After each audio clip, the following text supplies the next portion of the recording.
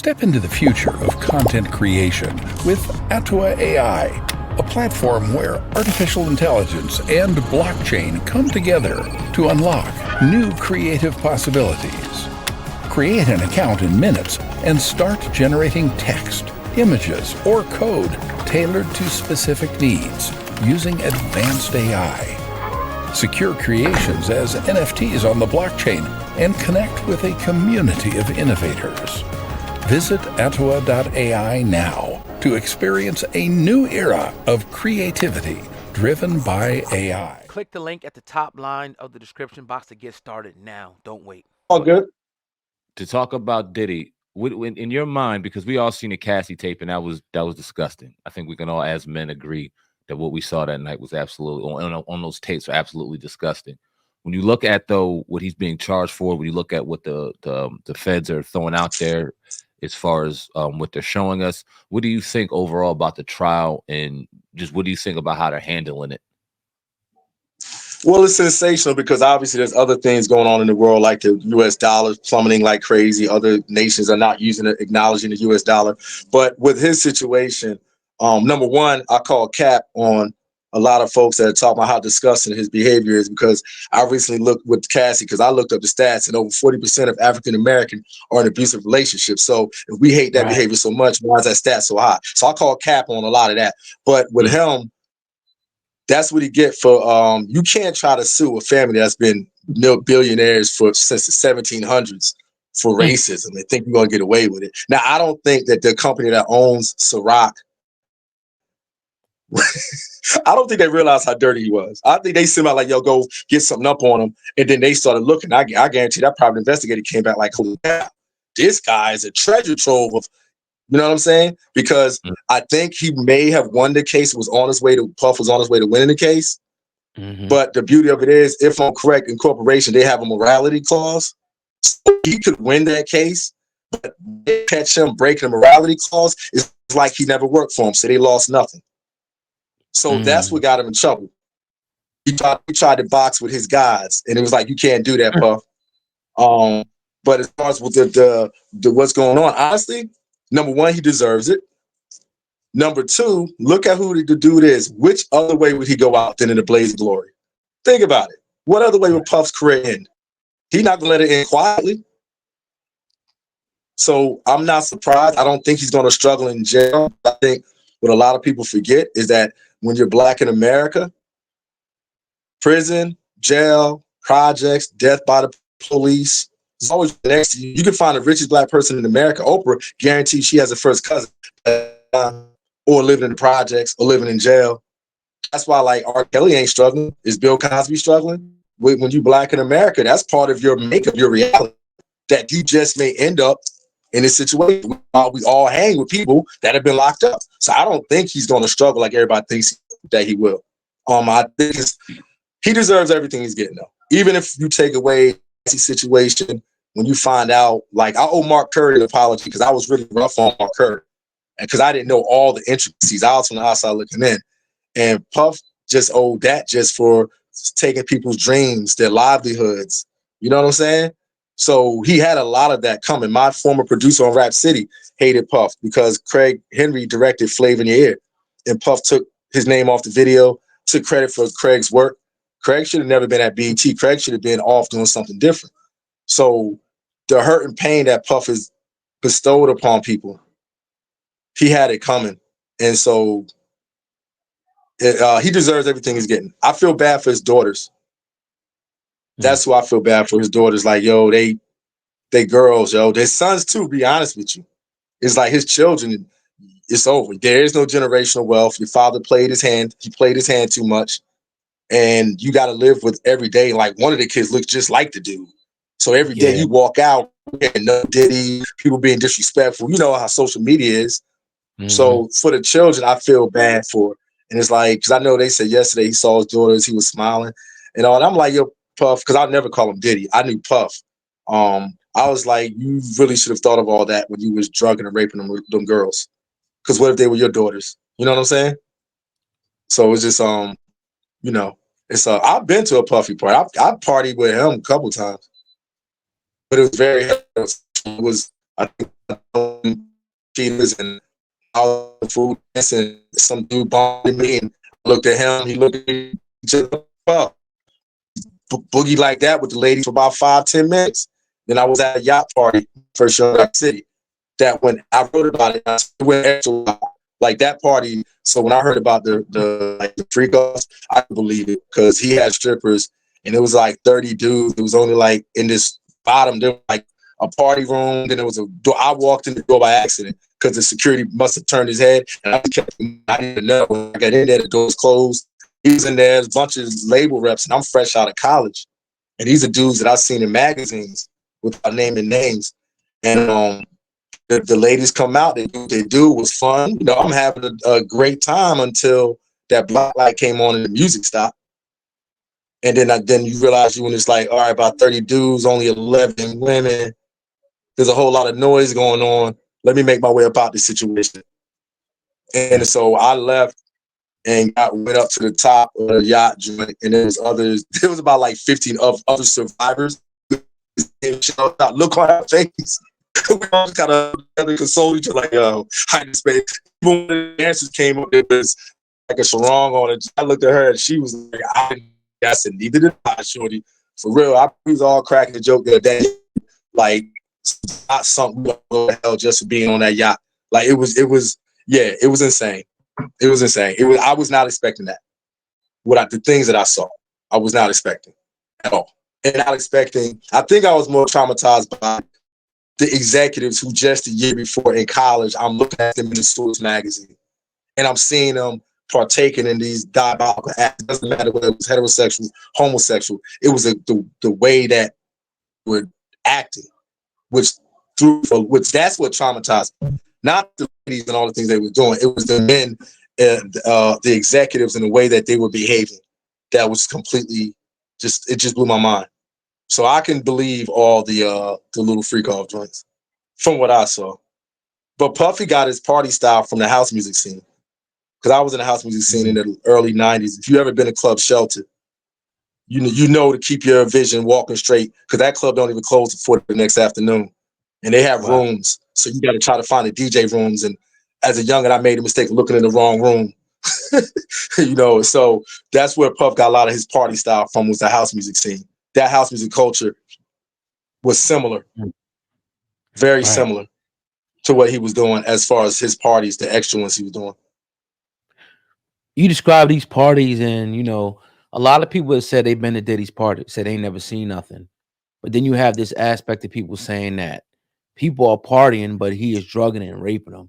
So my thing is, like, is he drugging and raping them? Or are they willing participants in these different, you know, freak offs? Right.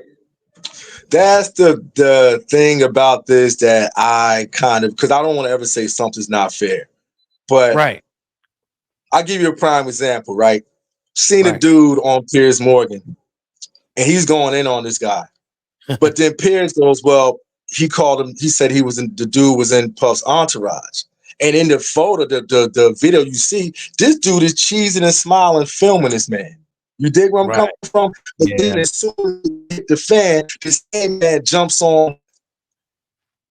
It's like, and that's what it was from what I saw my time in the industry. I was around a lot of that, right? You just have to maintain. You carry yourself a certain way. If you ain't into it, you're not into it. But Puff, where he differed from R. Kelly, Bill Cosby, is he was like the true Pied Piper. Everybody wanted a piece of Puff. If you were in the music industry, especially urban, and you had never been given an invite to a Puff party, you was corny. That was like a badge of honor. I did a Puff. I was at a Puffy party. So majority of the people were willing participants. Majority of the people, by the time you even got to hang out with Puff, you had already heard stories, because it's a small world. Same thing with me and the vice president of BET. When I went to hang out with him, I had heard stories about him being creepy. Came to, yo, D, you gonna hang out with Stephen Hill? Yo, man, I'm like, I know, because I thought I could hang, right? And it's the same thing with that. You hear stories all world. So that's what's corny about a lot of people that are talking. They're just repeating stories that everyone in the industry knew, but giving it out to the public because they don't know no different. So, but most people were a willing participant around Puff until it was fun until it wasn't fun. It doesn't make sense to, you know what I'm saying? I'm gonna drink and I'm gonna drink 6 drinks, then he gives me 2 more, and maybe he did put something in it. But you know when you go into that environment, like I said, it's like the house music scene. There are certain stations in the club shelter that you don't go to if you don't want a little bit of something in it. Right. So I think a lot of people thought it was fun to party with him until it went too far. And then you add in the aspect of, I want something from him. Oh, I'm not going to get what I want. Now the game changes. Because there are just as many people that got something out of the situation that went through the same thing. And they like, I got mine. So those who didn't get what they thought are the ones that are really coming forward, in particular when it comes to the men. The women is different because SA is SA. Assault is assault, bro. It is what it is. But with the males, it takes a little bit more work because you're a male. So if you tell me that he did, you know, that guy Lil Rod, the stuff he said Puff did, I'm like, well, how come nobody questions how did he even get in that scenario in the first place? You a dude, you let another man give you a spiked drink? Right. Yeah. You know what I'm saying? So I look at dude Lil Rod, I'm going, like the ladies, I have nothing to say. I have a daughter, so how dare I even remotely try to act like I can justify or see the science behind it? But he just was out of control, and everybody partied with him. Right. Definitely. And that's what they did. I mean, I was like, when I first, man, listen, when I looked over, I was in Club Cheaters and VIP, and I looked up and I'm around with the ladies. They were all my homegirls. I guess he thought I had a bunch of ladies with me, but they were my homegirls. And when he was dancing next to me, and we was doing a similar dance, man, it made my night. Yo, I thought I was the coolest dude up in the club. He hung around me the rest of the time he was in the club. Every time I looked, I was right there, like, what's up, Playboy? You know what I mean? It was 2 dudes just having fun at the club. I had an incident with him on Rap City, the basement, where he kept leaving to make phone calls, and we were running out of time, and I got fed up, so I walked around the corner, and he was in a heated conversation, and I didn't care. I walked over. I said, "Yo, Puff." I hit him with his line. I said, "Time is money, and money is time right now. You wasting all of mine." Then he looked at me like. Then he gave his phone to his sister. Said, "Yo, don't give me that phone back no more." He said, "You're right, Playboy. You're right. That's on me. That's on me. Come on, let's go. What you want? What you want? Let's go." And you know, so I had different run-ins with him, where it was, you know, I don't think that he was that open, like what people tell him, "Oh, I was at a party and he stared me down in my face." No, he didn't. No, he didn't, dog. You know what I'm saying? You told me that same thing about Stephen G. Hill. Same exact story. I'm like, all right, but anyway. So I think right now he's a money grab for a lot of people. Yep. Yeah. And but he deserves it. See, that's the thing. Anything I would want to say in his defense, he deserves it. You're a monster, bro. You deserve it for just letting. I looked up to my mother and my father and Charles Barkley, and that's about it. And then Puff came around and he inspired me. So just for a person like myself who was completely inspired by this dude, I'm like, you deserve everything you get. Because you was a kind of a monster before this. So you deserve it. Right. So we seen the transcripts, we seen what was written about it, and there was some pretty salacious stuff. What's the worst thing? I mean, shit, go for it. What's the worst thing you've ever seen at one of these parties or in Hollywood that like made you the most appalled? I didn't see it because I said I was in the house music scene, the club scene, partying. So when you're in the house music scene, if you're heterosexual, you understand that it is the gay scene. So I've been in Club Shelter 4 a.m. and seen, you know what I'm saying? I've seen grown dudes with tutus on, and you just got to turn the other way or leave. You take or walk to the other room, or you look in a room and 2 dudes are doing what they're doing. So when I walked into the music industry, it didn't faze me, which is why I think that BET thought I was with it. My reaction wasn't shock and awe. The first time we went to a party, we go and I see a little femboy sitting on some dude's lap. It didn't, because I've seen it before. So it was like, whatever, because I don't do it. I don't do cocaine. So if I see you snorting coke, I keep it moving because it's not what I do. That's how I was. So there was nothing shocking that I saw for me, because also I expected it. I very much expected walking into the entertainment industry that you're gonna see some things that might blow your mind. But it's also not just the hip hop industry. As I said, I've been on SNL. I used to go over to Keenan's crib, and him and them every night before he went, they would get blasted. And then one day after about a week, I asked him, like, yo, bro, how do you function when you get in this high and this drunk before you go to SNL? He said, that's just the culture. That's what we do. Cats get high, drunk, coked up, then we write. I've been to the SNL parties. You did what I'm saying? With cocaine is like, it's regular. It's on the low, but it's regular. I've been around to a lot of these industry parties. I've been to HBO parties where you go to the back room. You understand what I'm saying? Where the game is completely different and that party was up front. This the party, if you make it to the back room, you can see that actress and run up on her and do your thing. And she be with it because she's so toe down, so high, that it's cool to do it. So I've seen it in mainstream as much as I've seen it in urban music. Believe that. Substance passed off a young lady to me. Uncle Luke did, as a matter of fact. The thing, what it was, I was intrigued with why she would do it. So we talked. He paid her for nothing. Me and that young lady talked for like 2 hours. I couldn't understand. Like, babe, she was like, I've always wanted to be with someone on television. I said, but I'm a producer behind the scenes and I just do the voiceover. She said, yeah, but you're still on TV. And then I'm like, what are you doing with yourself? And she wanted to talk about going to college. If she sees it, she'll probably remember and laugh like, yeah, that dude ain't dude. Because I was intrigued. Because I didn't understand it. Like, yo, just so what? Like, so what? Someone's on television. So I've had it happen before. That's why I feel like I was qualified to make the same statements that I made. It happens. It's in basketball. You know what I'm saying? You have groupies and all of that in basketball. It's just that they have to be a little bit more careful. But trust me, I have what Shaq says, G14 clearance. Trust me, put it this way. Tigger over the past couple years has seen me just pop up at an Atlanta Hawks game, frivolous game, 2, 3, 4, 5, 6 times in the season out the blue. So I have access and I know what I've seen. So it's not just the music industry, it's the entertainment industry as a whole, where the commerce of sex is, that's how you get paid. A lot of people do it as well because it's magic. They're using energy. It's just that they get out of control. And so if Puff had used energy of love, he would have still been with Kim and he would be able to retire quietly. But he used the energy of journalism and greed and power, which then means you have to keep on and going. Energy doing what he was doing allows you to be with your wife, children, 5 and go, you know what, babe, I'm going to retire. But when you have the energy of a demon, the more you do, the more you got to feed that. That's how you can hear 120 people come out, because you got to keep feeding the demon. Wow. Because you're watching things manifest in front of you based on what you're using. And to prove my point, you can have that sexually, right? And you create a child. So if you can create a child, what makes you think you can't manifest $1 million? What makes you think you can't manifest your company, your home? It just depends on the vibration. Puff was on demon time. What he didn't realize about being on demon time is it's never enough for the devil.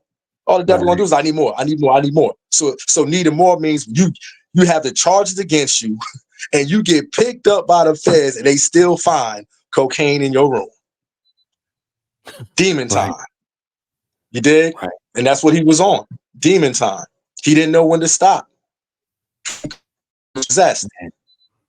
It'll hit him in about another year when he completely sobers up. It'll hit him.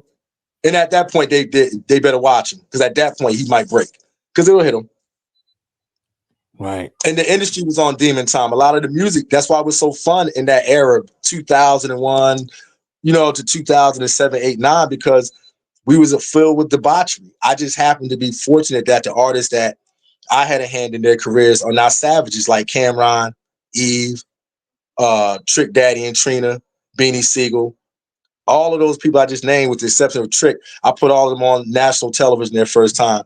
I have, as far as I'm concerned, Cam may say different, but I probably look at him and go, no, I had a hand in Dipset being formed. I had a hand in you having longevity. I look at Eve, I say the same thing. I look at $1 million worth of game and say the same thing about Gilly. No, when Major Figures came out, from, I think it was on Columbia. Wasn't nobody on Rap City feeling them, and neither was I. So we had the ability to not play that. But what happened is when I used to be hanging out in Philly in the early 90s, 89, 90, going to 12th and R Street, the Baseline Limelight, the underground scene, I used to hear about this dude named Gilly all the time. And I never heard of Gilly taking an L in a fight, a battle, playing basketball, to the point that I didn't even think Gilly existed. It was like, man, this dude don't exist. But him and Charlie Mack were two people that was like, ain't no Gilly the Kid, right? And then all of a sudden on Rap City a couple years later, and hear this video come in, the song was hot trash. I even thought his lyrics was hot trash, but I could hear he had to dumb himself down for the rest of the group. So I just spun the heck out of it because that was Gilly. Because that dude I had heard about for so long. So I was spinning it. My boss would be like, yo, D Brad, what are you doing? And I'm like, yo, this song, like the dude, don't worry about it. So even someone like Gilly the Kid, who I've never met, who might try to deny it, but again, all I gotta do is break down the video process, and he'll sit back and go, oh shoot, we had control of the videos. We were given a choice to either play Major Figures or not. It was fun because I was known as the Philly guy, the New York Philly guy. So whenever it was Philly artists, they would be Brad, what you think? So Gilly was, and Major Figures was no different. That's why if you do the math, Philly artists kind of in the video world fell off when I left. But didn't no Philly artists pop off after 2002, 2003? They was getting on because D Brad was putting them on because I'm a Philly guy. I grew up in South Jersey, Willingboro. I'm a Sixers fan for life. You dig what I'm saying? So I was spinning all them cats. I was spinning state property joints like crazy. I was spinning beans in them like crazy. So yeah, so I'm able to look at those situations and go, all right, they did what they were supposed to do, right? So I'm just blessed in that sense that there's no one that I really had a hand in that turned into a monster. But I had a hand in the industry. So I just felt like, all right, it's time for me to do something.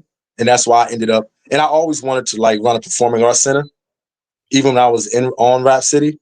So that's what I spent the past almost 12 years of my life doing, almost trying to make amends in the communities and with these young people whose parents came up on the debauchery, which I partook in. The money is whack, but I at least get to talk to these children and allow them to feel comfortable, again, that they won't be touched inappropriately, spoken to inappropriately, and they pay attention to a lot of this. So I get to talk to them about it. You know, the same as with my teen daughter. It's like a lesson that I get to give her. Be yourself. Always make sure you are who you are. Yes, sir. Now some you've seen a lot of people going on these platforms and trying to throw Jay-Z under the bus. Jay-Z's lawyers fired back. I don't know if you've seen all that. You talk about people profiting off of this, man. What do you think about that? I mean, Diddy and Jay-Z were together, but it don't mean that Jay-Z had a part in the freak offs. So talk about that if you can. Problem is with Jay-Z, I've heard so many rumors about this dude from behind the scenes for so long. But again, this dude, when I met him, when I had to work with him, he was a gentleman. The one that was a bit assholic was Dame. But I understood Dame. I understood why Dame acted the way he did, but I also knew that it was going to bite him at the end. But I've heard different things. I was able to be around at the genesis of when they had their breakup, little subtle things like when Jay was on doing the Rap City show, I could see off camera how he would look at Dame, almost like would look at disgust of how Dame was carrying himself. I was cool with a young lady that was on the radio, Power 105, and they used to do rock radio. And I remember a time where there was she was playing a Jay-Z song. I forget what song it was. And Dame asked her, like, where you get that song from? She was like, well, Leor and Jay-Z came and dropped it off earlier. And Dame, being his arrogant self, was like, what? Picked up his phone. And I guess he heard something he didn't want to hear. And then his whole face dropped, walked out the studio, and came back in. His whole mood was changed. And Shorty looked at me. She was like, yo, I don't fool with each other. She was like, yo, it's over. So I was able to be up close and personal at certain times to see the little subtleties of what they had going on. But Jay has rumors about him too. Young lady, dig what I'm saying, the whole Aaliyah thing, you know, meet Beyonce, he has about him too. So I've been, you know, even going to Foxy Brown. So if something came out, I wouldn't be surprised. Like, it wouldn't hit me like how Puff did, because I never was inspired by Jay-Z. So if I heard, I just be like, you know, Jaguar was right. Yeah, yeah, it's funny you say that because Foxy Brown came out the other day and pretty much debunked us like nothing, you know, y'all want me to go against Jay-Z so bad was her like exact words. So she kind of like, you know, shot it down like, and, you know. She said no to that, but she did acknowledge she got money from Puff though. Oh, okay. She got money. She said that she tweeted a while ago, like maybe 2 years ago, when someone kept bringing her up. So the thing is, it's all a culture in that industry. Okay. And that's what the average person should understand, is that it's a culture. And if they ever release this list from Puff's situation, it's going to be a lot of disappointed people. It's not just going to be in Black America either. It's going to be a lot of people that are going to say, what? So if I was Puff, just for the fun of it, I'd Nino Brown everybody. Say just about me. It's bigger than Nino Brown. That's what I would be doing in that situation. Yeah, real talk. You know, don't tell you I never liked your light skin behind anyway. Well, I'm talking, dog. Like, what? I mean, he can't, because realistically, you're done. That's why I thought that publicity wise, I said if I was his lawyer, when that Cassie video came out, I would have hung on to the drugs, because everybody was acting like he was a drug addict. And I would say, Puff, this is what you're going to do. You're going to say you don't even recognize that guy in the video. All you see is a guy who's a drug addict beating on some poor young lady that did not deserve it. Right. And that's going to be your apology. I'm a junkie, y'all. I've been a junkie for the past 20 some odd years. And what makes it so bad is that I'm a private junkie. There's no one to tell me no. Like, I don't know why he didn't hang on public image wise to the drug usage, being a drug addict, because there's a segment of America that would have understood, because they would have said he has a disease. Yeah. So I'm like, yo, your arrogance, Puff, kills you every time, bro. Yeah. Yeah. My last question would be, you kind of mentioned Jaguar right in passing a few minutes ago. What is your thoughts on her? I don't know if you've seen her on our program. She's been on our program maybe 4 or 5 times. What is your thoughts when I say the name Jaguar right? And did you ever have any dealings with her in the past? My first dealing with Jaguar was in Rap City. I walked up to her and I said, yo, why you always looking so mean? And then she gave me a mean look right back. And I was like, yeah, that's exactly what I thought. Jaguar is an empath. An empath, for people that don't know, it's kind of like if you think the X-Men, Professor X, he can hear people's thoughts. An empath can feel what others feel. So a lot of times when we think Jaguar has been going crazy, her couple, she can feel that Jaguar. That's why she could be what I think she says, but still love them girls. If Jaguar was a crackhead, she'd be the crackhead that we'd all love, who got a big heart. If Jaguar was CEO of a Fortune 500 company, she'd say, I've never had a CEO care that much. She's an empath, and I think she did not know how to handle everything. Because you can tell how she can channel and all of that. Because you can tell in her face. The moment Jaguar gets hyped, her eyes change, her facial structure change, becomes someone totally different. With her, she's speaking from hurt and pain. Why she gets what she gets. I don't believe everything that I hear her say. I believe what I feel. In this day and age, if you don't know the truth when you feel it, you got a problem. And that's why social media, that people, not Jaguar or Gene, can get on social media and leave a completely embellished life, and people go for it and have a crowd, because he'll have an audience, because the average person is listening with their ears, not their spirit. Because there's certain people that shouldn't be talking. It should have been done a long time ago. But Jaguar is not one of them, to me. And I've never kicked it with her. We're not friends. I've never spoke with her. It's like Gene, to me, speaks out of guilt, because he was there and he had a pension, and I'm pretty sure he numerous times heard the boom, boom, crash, crash, crash, a Puff with Kim, and he turned during that era, it was a Walkman. He turned his Walkman up or walked to the other corner. So I think with Gene, he's guilt ridden, and that's what hurts him. I think with Jaguar, she's an empath, and she feels the soul and she feels the pain. Other people, they're just embellishing. And I feel sorry for their audience because you're listening to someone basically lie to you about who they are and what their importance is. You're living off of someone else's name and what they told you when you sat in front of them for weeks upon weeks and you begged them to teach you what was going on behind the scenes. I've never met anyone that's went through this and, talked about it like you, D. Brad. And then you get on and you decide to cut D. Brad's throat because you don't want him to come out because then everyone will see that you're a fraud. But who's that? If you can name, you said somebody. No joke. No joke. His whole situation is my life. His whole situation is my life. That's why I poked at the Bear Cub a couple years ago with y'all, because I thought that he would say something to me. But apparently we have a beef that I never knew about because he never called me and said so. And there's been 2 popular podcasts that I was supposed to be on. And we would talk how we all connected. And then within 4 days, both of them, I didn't hear from them anymore. And then one day I was at an Atlanta Hawks game, and Tigger can verify because he saw me at the games. And his producer told me, yo, D. Brad, I was looking for you to have no social media presence. I'm like, nah, I'm not on social media. I got a regular life. He said, he brought the dude up and said, what's up with you and him? I said, nah, he doing his thing, man. I'm kind of proud of him. He said, yo, D. Brad, you need to be careful about the people that you show love to. That's what you're talking about. He said, hey, what Choke told me about you. And, they had a combo because he was looking for me for a project. And the dude said, told him I was a liar. I made most of this stuff up. There was no importance of me on Rap City. I didn't co-create Spring Bling. But what he didn't know when he was telling this to this guy, that guy was there when I was on Rap City in DC. That guy was around when I did Spring Bling because it was his group he was representing that we were going to bring on first. So the dude said, I ain't telling him no different, but yo, D, you might want to just kind of be careful because this dude is smashing your name.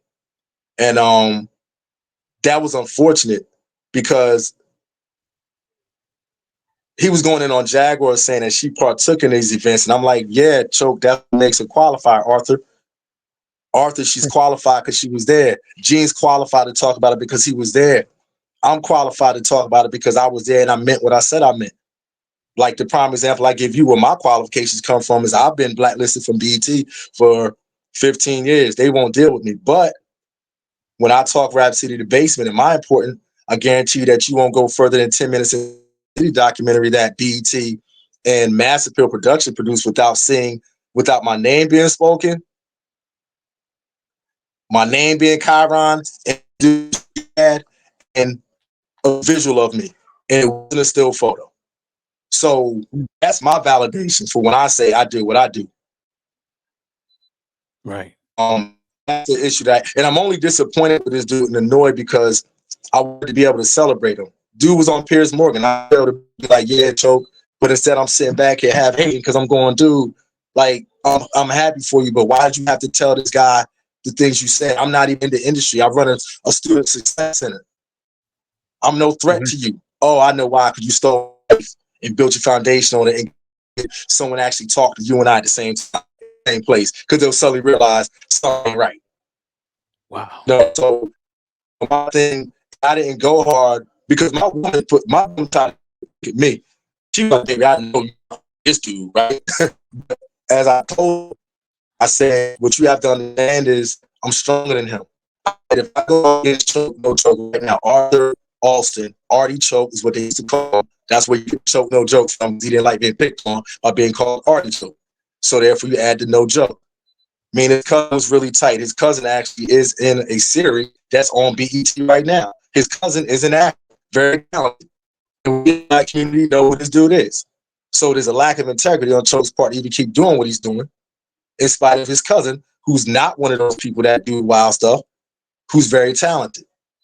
So I told her, my woman, I said, listen, I'm stronger than him. I said, if right now, for instance, right now, I say this goes crazy viral and his whole audience cancels him. What does Choke have? Right now, if your whole audience cancels me, you know what I have? My Black behind right back up Monday, come right back to my student success center and do what I do. Yep. So I'm not mad at the dude. I would never have a conversation with him. I would never go back and forth on social media. The only thing he could do is either be quiet and say nothing or tell him a lie or make something up. But I would never come back to him like, Choke, you know what you did. You took my life. You built your foundation on it. That's why, okay, what he says, there's no issue between him and I take it like I teach my daughter. If you have a friend that suddenly has an issue with you and they don't want to solve it, nor do they want to talk about you with it, talk to you about it, it's because they've already done something behind your back you just haven't found out about. And that's just one of those things. So I wish him the best, but you can't get that. I'm back around now, so I guess we're gonna have to have he's gonna have to share the stage, whether he likes it or not. Yeah. And we're not surprised, man, about him. We definitely had a run-in with him too in Atlanta. Never made it public, but I'll tell you about it off the scene. I'm not surprised. Yeah, but the last thing I'll say is that's the part where I call it embellishments, not being a liar. It's like, how can you go in on Dame, Funk Flex, and I knew about these stories. I gave him the opposite advice than what he took. But then you turn around and you do the same thing. Like, Dame never proclaimed to be your friend. You proclaimed to be my friend. And then you went, and then you were a bully. Choke was a bully because, Choke, I'm not in the industry. There's no need to tell someone that I'm a liar. There's no need to tell someone any of that. You know what I'm saying? So then I reach a point where it's like, I have a teen daughter, so I can't get a check, bro. This dude was looking for me. And that may not have worked out because I think the project he told me I wasn't interested in, but just the fact that I should tell him no. How do you do that? Why would you go to other people that want to talk to me and tell them these things and then go right back on TV and talk about what Puff is doing? It's like, no, you the same, bro. It ain't no different to me than him and then what he claims Dame did. And that's the unfortunate part, that the people go for that. So it is what it is. I just wish I could celebrate him. I don't like sitting here being annoyed at this little dude. It's like, come on, man. I hear you, definitely, man. But yeah, man, we definitely appreciate D Brad on the Hip Hop Uncensored podcast. If you want, man, I know you kind of low key. If you want to put your social media handle where people can contact you, please do so. If not, then we good, brother. Nope. All right. I'm not. You know why I'm not a social media person? Because social media is the only place where you can tell a blatant lie and live off of it. Bro. Everybody has an opinion, which they call truth. And also, I'm not good at, and I don't really like people. So Monday I might want to talk, but Tuesday, Wednesday, Thursday, I don't want to say nothing to nobody. So I just leave it be. I don't, we live in an era of revenge of the nerds, and I'm not cool. The nerds are cool. I'm not cool. So I'm just gonna stay in the cut, collect my little toys, what I do, and keep it moving. Nah, we definitely appreciate D Brad on the Hip Hop Uncensored podcast as always, brother. And as always, you're welcome on the show anytime you want, bro.